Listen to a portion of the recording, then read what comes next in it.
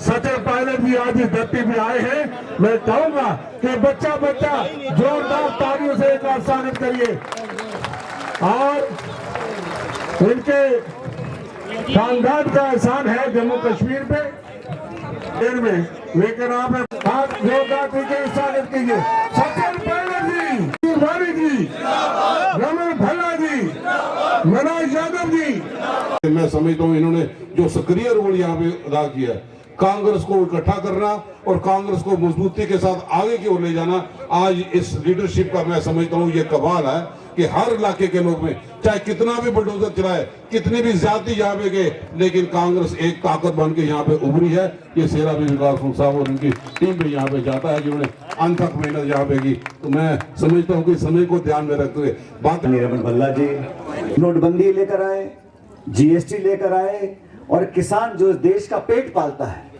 उस किसान के खिलाफ 3 काले कानून बनाए इन लोगों ने। सैकड़ों लोगों ने, किसानों ने आत्महत्या कर ली दिल्ली के बॉर्डर पर जब विरोध करे। 1.5 साल तक विरोध चलता रहा, लेकिन ये सरकार जिद्दी है। जब सरकार बन रही थी 19 में, कभी कहा था प्रधानमंत्री जी ने कि मैं 3 काले कानून बनाऊंगा किसानों के खिलाफ? कभी नहीं कहा। आज ये माहौल बन गया कि जो निर्वाचित मुख्यमंत्री है, इलेक्टेड चीफ मिनिस्टर स्टेट्स के हैं, झारखंड के हैं, दिल्ली के हैं, अलग अलग दलों के हैं। हमारे मतभेद हो सकते हैं साथियों, अलग विचारधारा हो सकती है, अलग पार्टी हो सकती है, लेकिन आप इलेक्टेड चीफ मिनिस्टरों को जेल में बंद कर दोगे, कांग्रेस पार्टी के खातों को बंद कर दोगे, खाते सीज कर दोगे, विपक्ष को समाप्त करना चाहते हो, नेताओं पे इनकम टैक्स के छापे, ईडी के छापे, सीबीआई के, पुलिस के नोटिस हो, छापे हो, रेड हो, 95% विपक्ष के लोगों के ऊपर। ऐसा माहौल देश में बन गया।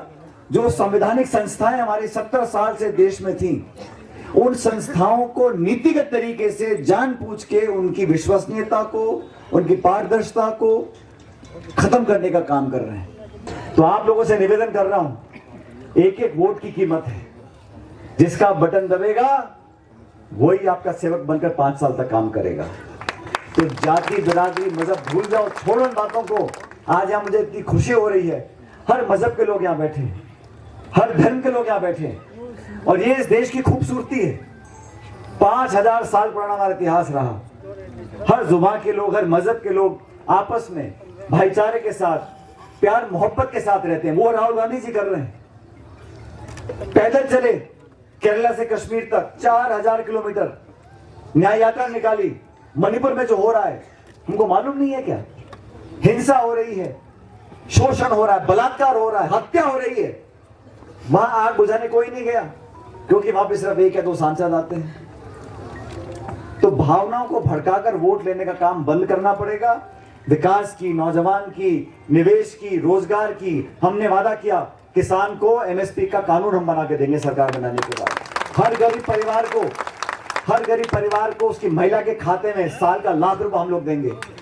नरेगा की जो डेली पेमेंट है कम से कम 400 रुपए करेंगे। 30 लाख सरकारी पद खाली पड़े भारत सरकार के, 30 लाख उन सब पदों को भरेंगे और 50% उसमें जो पद भरे जाएंगे महिलाओं को दिए जाएंगे। नौजवानों को 1 साल की पहली नौकरी पक्की का वादा हम लोग कर रहे हैं। ये हमारा विजन है, ये हमारा ब्लूप्रिंट है। 5 साल हम क्या करेंगे। ये महत्वपूर्ण चुनाव है साथियों, और जम्मू कश्मीर के ऊपर पूरी दुनिया की नजर रहती है। आपका एक एक वोट कीमती है।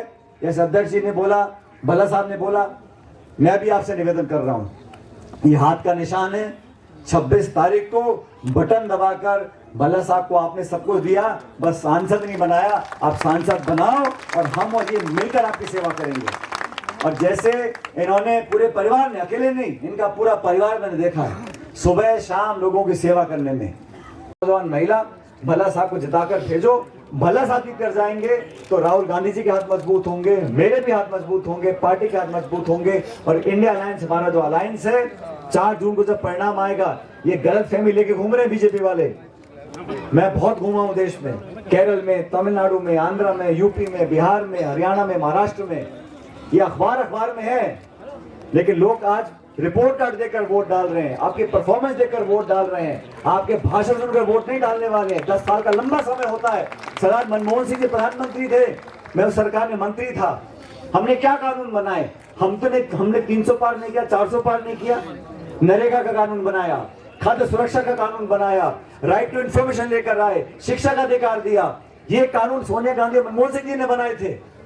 तो आपको तुलना करनी पड़ेगी उस सरकार की, इस सरकार की। इसलिए तुम यहाँ आए, न डेली वेजों को परमानेंट किया, न किसान का कर्जा माफ किया, न किसान को एमएसपी की, न बॉर्डर की कोई बात की। आज आ रहे हैं वोट मांगने के लिए।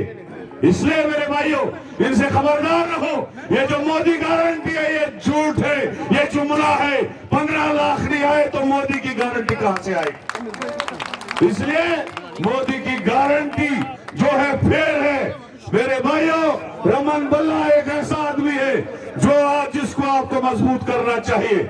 और ये जुगल किशोर जी 10 साल आपके पास नहीं आएगा, 10 साल आपका कोई काम नहीं करेगा, 10 साल में आपको कोई चिट्ठी नहीं दी, कोई फंड नहीं दिया। लेकिन आज मोदी जी का फोटो को लेके घूम रहा है। मोदी जी के नाम पे ठप्पा लगाओ। कितनी बार ये मोदी के नाम पे आपको बेवकूफ बनाए।